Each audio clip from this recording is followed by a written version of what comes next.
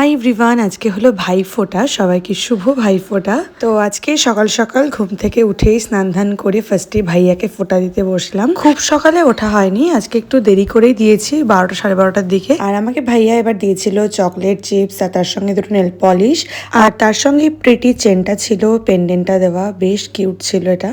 তারপর আমরা একটু ছবি টবি তুলে আমি চলে আসলাম আমার আর একটা পিসির বাড়িতে। এবার এই ভাইটাকে ফোঁটা দেবো।